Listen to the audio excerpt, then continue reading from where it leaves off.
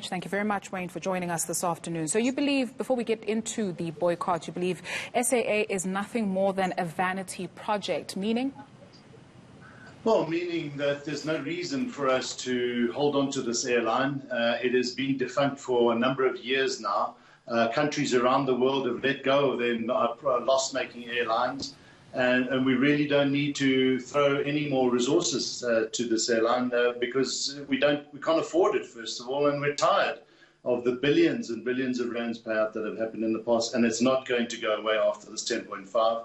In fact, there's a lot more that they don't tell us about, which is the estimated 6.5 billion rand for the first 3 years of losses after this 10.5. Plus, there's another 2 billion rand or so to bail out or restructure the subsidiaries of Mango and SAA Technical and Airships.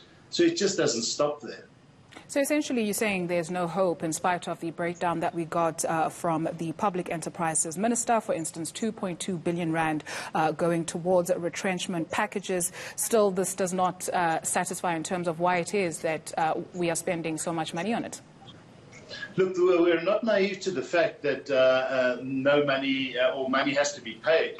Praveen Gordon's estimate of 18.5 billion rand to liquidate and close down SAA is a reality. And if that's the reality, aside from the 16.5 billion rand on government guarantees, but those are sunk costs, those are there, we can't get away from that. We believe that the liquidation cost needs to be put into the closure of this airline. And that includes, by the way, maybe even a little bit more, to have generous retrenchment packages and severance packages for the staff who have worked at this airline for many, many years, and they need to not suffer the indignity of these retrenchment packages that SAA are currently offering. So we're not naive to the fact that it is going to cost money to close the airline down, but what will come from this is certainty by the taxpayer that there are going to be no other bailouts. And by closing the airline down has no negative impact on the economy because those seats will be taken up by profit-making businesses that continue to fly in this country. Let's expand on that call you're making for a boycott. Making the call to whom? To the flying public, to tour operators, both local and international, to businesses. You know, there are many ways to get government to sit up and listen to the public. And if they want to make irrational decisions and just believe that we must suck it up, well, then we use our buying power. So as consumers, if we do not fly SAA, it will be brought to its knees through lower market share. And maybe then government will sit up and realize that they've got to start understanding that irrational decisions like this, wasting taxpayers' money, taking money away from the need for education, for schools, for clinics, for security, this is not the way you run a country. This is an airline whose seats can be provided for by other airlines. It's a non-core entity. This is not an ESCOM. This is a vanity project as far as we're concerned. Is there a possibility that there could be a turnaround at SAA? What measures would need to be in place, apart from throwing more money at it, that could possibly help? Well, you know, they tell us this. They've been telling us that for a year now that there will be an equity partner, but we see nothing of that. And then who is this equity partner?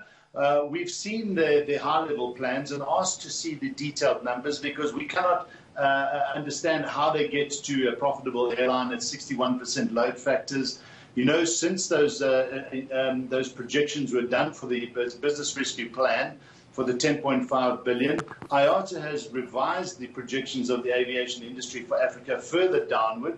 On top of that, you know, Emirates have done deals with Airlink, Qatar Airways have done deals with FlySafair. Air. So their local market and the regional markets depressed even further. We don't believe that that airline will be profitable within the next 5 years. So, you know, we need to see their numbers to understand them. They don't want to show that detail to us. We have aviation experts that understand the industry, that work with us. We do our projections, and we're now tired of it. And there's this big mistrust in government. We don't believe the state should be investing in competitive, complex business that run on very tight margins, such as airlines and Denel and others. They are non-core to this country. They must be privatized. Let them go. What government should become is, instead of an owner in complex businesses, to become an enabler of a competitive industry in this country so that we can get business and tourists to and from this country far cheaper than SAA can provide those tickets at. You look at players that came into the game much later than SAA, the likes of Ethiopian Air, Rwanda Air, Kenya Airways on the continent, for instance. Those are airlines that are really doing well, even in spite of this COVID-19 pandemic. What is it that we can learn, moving forward? So even in spite of SAA, let's say it does get privatized, we do need a national airline that we can also be proud of. So what can we learn from these players that have just entered the game but are doing phenomenally well? Well, I don't think we want to model ourselves on Ethiopian Airways. Their market is extremely regulated. In other words, no competitors can operate in Ethiopia, whereas in South Africa we have private airlines that are running successfully. So I think there's a few models that we don't want to necessarily emulate. I think the ones you do want to emulate are Air New Zealand, for instance. Similar size fleet before SAA went under, about 50 aircraft. Also at the end of a long route where South Africa is at the bottom end of Africa. Well, they are even further away. They've turned that airline around. And what you need to do is what we had in the past. By 2011, this airline was profitable again. It had the best management. It had teams that were understanding the need for reducing the costs of the airline, running it in a very agile manner. And what happened was government meddling just simply crashed this airline. They removed the expertise. They didn't do their proper yield management. And just there's a plethora of things that went wrong, but it was all about enriching people that got involved in the airline. So what you don't want is a state involved. Not in this country. We've lost trust in government's ability to not meddle in businesses.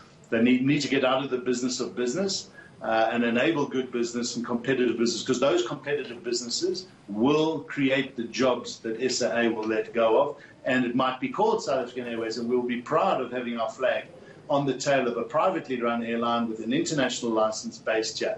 We're not saying that that's not an option.